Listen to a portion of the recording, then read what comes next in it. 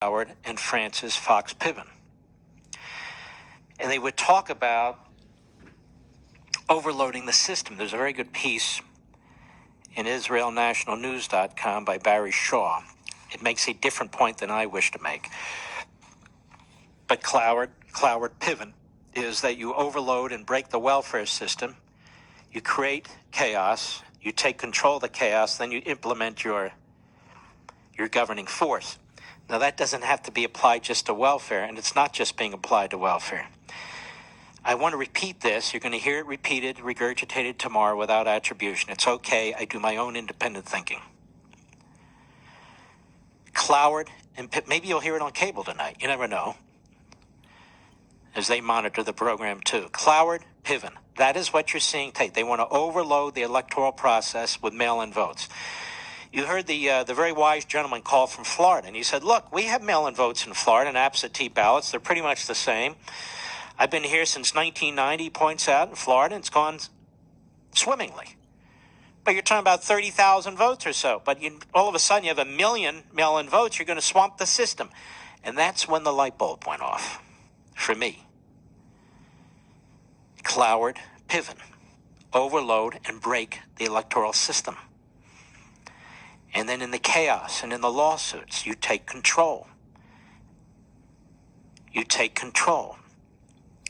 And you can see them laying this foundation, can't you? They're laying the foundation. The press are laying the foundation.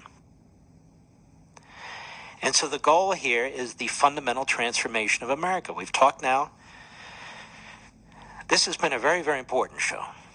We've talked about the Constitution, that it's not clear how this would work if there's not a result, but it is clear that Nancy Pelosi is not the president. This matter will likely wind up in the Supreme Court, where we have a very, very weak swing vote called the Chief Justice of the United States, where he's really trying to make a legacy for himself with the left, because they control the media. So that is a weak link in terms of upholding the Constitution. We've now talked about Antifa, and we're going to do another part of that tomorrow, that this really is sort of the Baader-Meinhof gang and these other terrorist communist organizations. We haven't felt it in modern America. We haven't seen it up close and personal, but there it is. And Black Lives Matter, to me, is a subset or a surrogate offshoot of Antifa. It is a communist-oriented organization that attacks capitalism. And these clowns that make a fortune off capitalism, they call themselves athletes, have thrown in with them. That's why you gotta reject them. You gotta reject their sports. You gotta reject their games. You gotta reject their mouthpieces on ESPN. Just reject them. The hell with them. They've thrown in with the bad guys. But when it comes to overwhelming the system, you saw what the state of Nevada did. We talked about that. Midnight, emergency, special session. The Democrats rammed through new laws. To do what? To overload the system on Election Day with mail-in voting. And so while clowns like this guy Swan from Vox, I guess he's a naturalized citizen, he's a complete moron, telling the president, I say, you have no evidence. You have no evidence whatsoever. Maybe he's an Aussie. I don't know. You have no evidence you have no evidence. Why don't you contact Landmark Legal Foundation? They'll give you chapter and verse. Or so many public sector or public interest law firms that are dealing with this day in and day out. There's an enormous database and records of abuse of the mail-in voting system and other parts of our voting system. But they're all in, ladies and gentlemen. They're down for the revolution. So we have Cloward Piven. That's the strategy, or better yet, that's the tactic that the Democrats are now using and the media are using. Overload and overwhelm the states and the electoral system with massive number of mail-in votes or massive number of ballots mailed in that haven't been counted. You've already created and laid the foundation that Trump is like Hitler and Mussolini and Putin. He won't accept the results of the election. Make sure you claim early and often that Biden won in these particular states and Biden won overall. And that Trump doesn't want to leave, even though Trump never said that he wouldn't leave. And as you have this chaos and the chaos ensues and you break the system, you literally break democracy. You break the electoral system. You grab control. You'll have the courts for the most part, and then you implement your agenda through a Biden presidency. Now, by the way, Biden is the best candidate the Marxists could possibly have. Look at the suburban women, as they call themselves and the pollsters call them. They have kind of a liking for Biden. He's a nice guy. He's been around so long. He reminds me of daddy or granddaddy. You know, he's not Trump. My God, he's not Trump. There's Biden. So what? He's a little off. What's the big deal? He comes across so well. And he wants to give us free this and free that. And he wants to unite us. He's just a tremendous man. And besides, Barack Obama loves him and slobbers all over him. How bad can he be? He is the best. The best that they can pour through, vessel that they can pour through their agenda. The best. Because he doesn't have to play rope-a-dope. He is rope-a-dope. He is rope-a-dope. Now, also look at the attack on the civil liberties of those who do not agree with Antifa, Black Lives Matter, and the Democrat Party and the media. The civil liberties, our civil liberties, are under attack. Freedom of speech. You got these kids using chalk on a sidewalk in front of Planned Parenthood. Preborn black babies matter. They're arrested. Meanwhile, the mayor of New York, Bill DeCamio, admits they didn't even follow the ordinancing process when they painted Black Lives Matter in front of the Trump Tower. So how come he's not arrested? Well, we know why. Free speech, you know, they call it the cancel culture. To me, that's such a passive comment or phrase. The cancel culture. Oh, we're canceled? Sorry, we'll give you a rain check. It's not the cancel culture. It's the destroy culture. It's the obliterate culture. And this is part of it.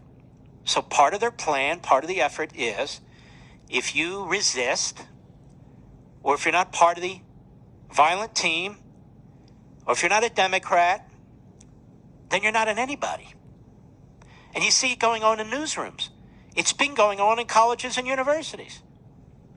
You see this taking place, do you not? Throughout the country? So they want to disrupt. They want mass unrest. And then they want people to turn against Trump. And their enemy right now is Trump. They feel if they can get Trump out of the way and install Biden, they'll be far on their way toward advancing their agenda. And you know what? They're right. And this is what people at National Review don't get.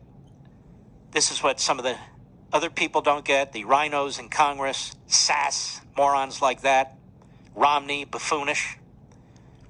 Murkowski. They don't get it, or they don't care. And organizations or entities, 4 knuckleheads, failed consultants and 1 failed lawyer over there at the Lincoln Project, they're giving aid and comfort to this Marxist movement. They're giving aid and comfort to Antifa and Black Lives Matter. Absolutely are. And that's why I say to my fellow conservatives, the President of the United States may not have a perfect conservative record. He may not be a free market guy in every respect, but he believes in a freer market than the left does. Or with pharmaceuticals. You and I may disagree with his executive orders on that, but we're talking about the survival of the republic here. This is beyond the normal campaign and the normal issues. We're talking about the survival of the republic. I look at those 2 issues and I think to myself, how about the abandonment of representative government? How about the abandonment of private property rights? How about the war on the suburbs? How about a war on civil liberties? This is what awaits us. It's already taking place, but this is what awaits us. That's how important this is. Donald Trump is the president of the moment. He's the man we must get behind. He's the man who must win. And up and down the Republican line, even people I can't stand, Republicans in the Senate and the House, we have to elect as many of them as we can, even if they're fodder of some sort, even if they're empty bags or sandbags. Doesn't matter. We've got to block the opposition. Because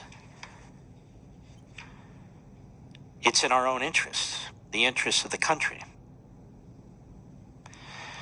You wonder why these mayors attack their own police departments. Why do you think? They now have cover. Thanks to Antifa and Black Lives Matter, they now have cover to advance the cause of Marxism. Again, it's the American model of Marxism, but it's Marxism nonetheless. You see how they use the Wuhan China virus as a weapon against the President of the United States. And you see how they attacked him and anyone else, me, who dared to call it the China virus. You're not to criticize the communist Chinese government. You're not to criticize Chairman Xi. It doesn't matter how many Muslims he slaughters. It doesn't matter how many churches he defiles. It doesn't matter. It doesn't matter to LeBron James. It doesn't matter to the NBA. It just doesn't matter. It's the Trump virus. Now, you might think Nancy Pelosi's been taken over by AOC. I hear this all the time. No, she hasn't. Nancy Pelosi was chairman of the Democrat Party of California. She clawed her way to the top, and her mentor was a radical, hardcore Marxist leftist. She has no qualms with AOC. None. She has no qualms with Amar or Tlaib. She supports them for re-election. They're in Democrat primaries. She's given money and campaigning for Omar, an out-of-the-closet anti-Semite, American-hating anti-Semite. Pelosi hasn't been fooled. She hasn't been taken over. She's one of them. She's now just full-throated. She's out of the closet. I'll be right back.